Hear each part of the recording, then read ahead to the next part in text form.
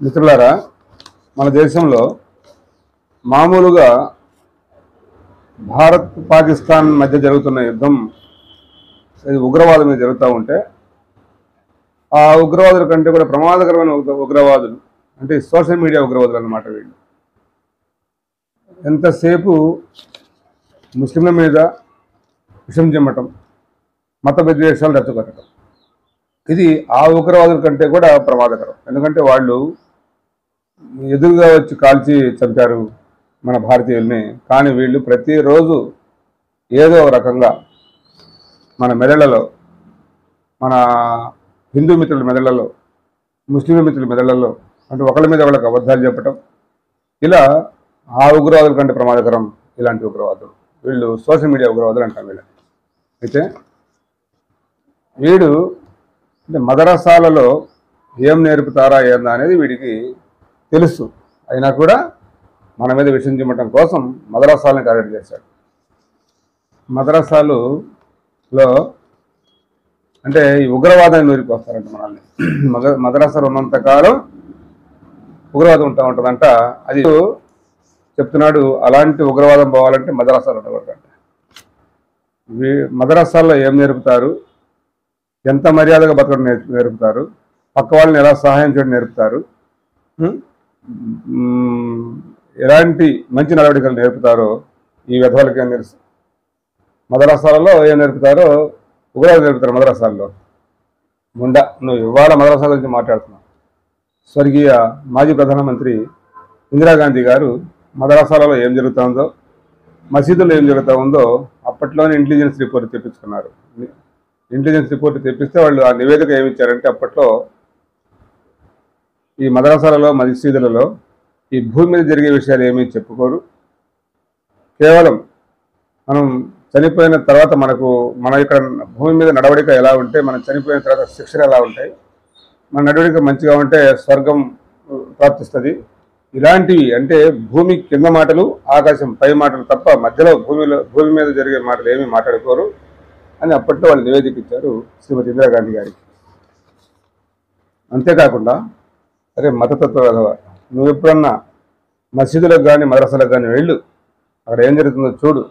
Board రాసి ఉంటుంది మసీదులో కానీ మదరసాలో కానీ, ప్రపంచంలో అంటే బయట జరిగే మాటలు మసీదుల్లో మదరసాలో మాట్లాడకూడదు, అల్లాహ్ మాటలు మాత్రమే మాట్లాడాలి అని రాసి ఉంటుంది బోర్డు. ఇవన్నీ వదిలిపెట్టి వీడు ఎలాంటి విషయం చెబుతున్నాడో ఒక 6 నిమిషం వీడియో చూడండి, తర్వాత మళ్ళీ. అలాగే ఇక్కడ కూడా మదరసాల ద్వారా పెరుగుతున్నటువంటి పిల్లల్లో కూడా ఇదే ఉంటుంది. మీరు కావాలంటే చూడండి, ఒక ఇంటర్వ్యూలో 98% మంది ఇస్లాం కోసమే పనిచేస్తామన్నారు తప్ప ఈ దేశం కోసం పనిచేస్తామని ఒక్కరూ చెప్పలేదు. ఒకరో ఇద్దరు సేవలు చేసుకుని బ్రతుకుతామన్నారు, కానీ వాళ్ళు కూడా ఈ దేశం కోసం పనిచేస్తామనలేదు. జాతీయ భావం అనేది వాళ్ళలో ఉండదు. కాబట్టి మదరసాలు పెంచి పోషిస్తున్నటువంటి వారికి చెప్తున్నాను, ఇది చాలా దారుణమైనటువంటి విషయం. మీరు ఉగ్రవాదాన్ని పెంచి పోషిస్తున్నట్లే ఎవరికి ప్రభుత్వాలకు చెప్తున్నాను. ప్రభుత్వాలు అనేవి మీరు ఆలోచించుకోండి. చేసి తిట్టొద్దన్నా వాడిని మామూలుగా మాట్లాడాలంటే వీడు చేసే పనులకి, వీడు చేసే వీడియోలకి వస్తూ ఉన్నాయి. అట్లా మదరసాలో చదివే వాళ్ళకి జాతీయ భావం ఉండదంట. మా ప్రవక్త గారు చెప్పారు, ఏ దేశంలో నివసిస్తుంటే ఆ దేశాన్ని ప్రేమించాలి అని. అలా కాకుండా ఒక దేశంలో ఉంటే ఇంకో దేశం ప్రేమించేవాడు ముస్లిం కింద లెక్క కాదని మా ప్రవక్త గారు చెప్తున్నారు. కాబట్టి మేము ఏ దేశంలో పుడితే ఆ దేశాన్ని ప్రేమిస్తాం. పాకిస్తాన్లో ముస్లింలు ఉన్నంత మాత్రాన మాకు వాళ్ళు పాకిస్తానీలు, ఇక్కడ మనం భారతీయులం అంత మాత్రాన అంటే అందరినీ ఒకే ఘాటును కట్టేయడం. పైగా ఈ మదరసాల మీద చెప్పారు కాబట్టి చెప్తున్నా. భారత స్వాతంత్ర ఉద్యమంలో పాల్గొన్న వాళ్ళు పేర్లు ఢిల్లీలో ఇండియా గేట్ మీద 95,300 మంది పేర్లు రాసి ఉంటాయి. ఆ 95,300 మందిలో 61,395 మంది ముస్లింలు.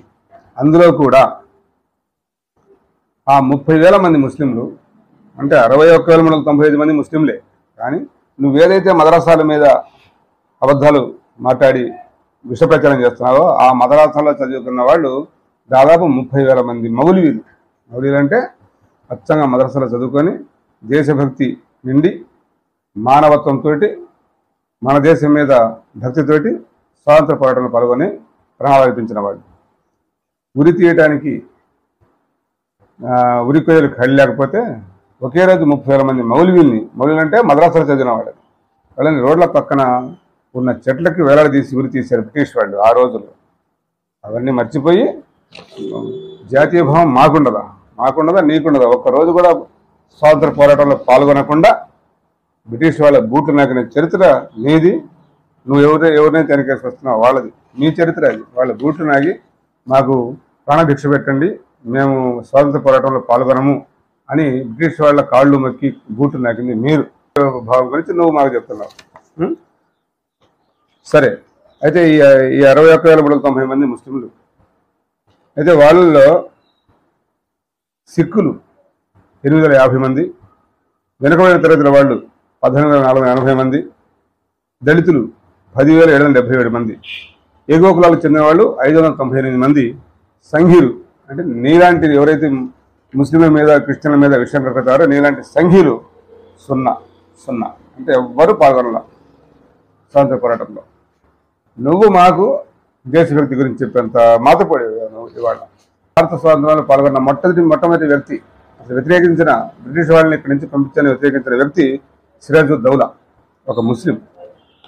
ఇలాగే రెండవసారి భారత స్వాతంత్ర పోరాటాన్ని స్టార్ట్ చేసిన వ్యక్తి మీర్ ఖాసిం, ఒక ముస్లిం. అలాగే ఈ స్వాతంత్ర పోరాటంలో అన్నిటికంటే ముఖ్యమైన ఘట్టం క్విట్ ఇండియా ఉద్యమం, అంటే భారత్ ఛోడో ఉద్యమం, అంటే భారతదేశాన్ని విడిచిపెట్టి వెళ్ళండి అనే ఉద్యమాన్ని, ఆ క్విట్ ఇండియా ఉద్యమాన్ని మెహర్ అలీ, ఒక భారత స్వాతంత్ర పోరాటంలో 14 సంవత్సరాలు జైలు శిక్ష అనుభవించిన భారతరత్న మౌలానా అబుల్ కలాం ఆజాద్ మొట్టమొదటి విద్యాశాఖ మంత్రి. ఆయన ఒక ముస్లిం. బ్రిటిష్ సామ్రాజ్యాన్ని కడగడలాడించిన మైసూర్ పులి టిప్పు సుల్తాన్ ఒక ముస్లిం.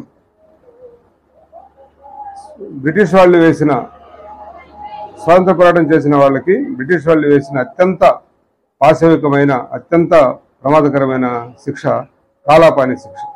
ఆ కాలాపాని శిక్షలో ఎక్కువ మంది శిక్షించబడ్డవారు 95% మంది ముస్లింలే.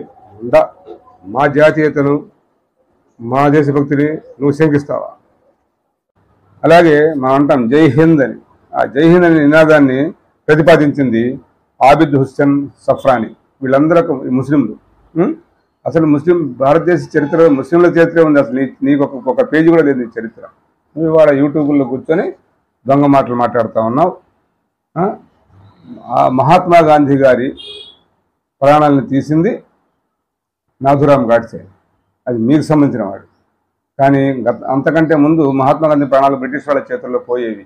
ఆయన ఒక జ్యూస్లో మహాత్మా గాంధీ గారికి విషం కల్పిస్తూ ఉంటే అందులో విషం కలిసి ఉంది, అది తాగొద్దు అని చెప్పి ప్రాణాలు తీస్తాం ఈ మాట చెప్తే అని బ్రిటిష్ వాళ్ళు చెప్పారు. అయినా కూడా ప్రాణాలు తెగించైనా సరే ఆ జ్యూస్లో విషం కలిపింది, అది మీరు తాగితే చనిపోతారు, మీ మీద విషప్రయోగం జరుగుతూ ఉంది అని బ్రిటిష్ వాళ్ళ కుట్రను బయటపెట్టి మహాత్మా గాంధీ గారి ప్రాణాన్ని కాపాడిన వ్యక్తి ఒక ముస్లిం. ఆయనే భతక్మీ అన్సారీ, బ్రిటిష్ వాళ్ళ దగ్గర వంటవాడు. ఇలా చెప్పుకుంటూ పోతే ముస్లిం చరిత్ర తప్ప నీ చరిత్ర ఒక పేజీ కూడా ఉండదు భారత స్వాతంత్ర పోరాటంలో, భారతదేశ నిర్మాణంలో. అలాంటిది మా దేశభక్తిని మా జాతీయ భావాన్ని వ్యతిరేకించేవాడి. అదేమంటే ఉగ్రవాదం.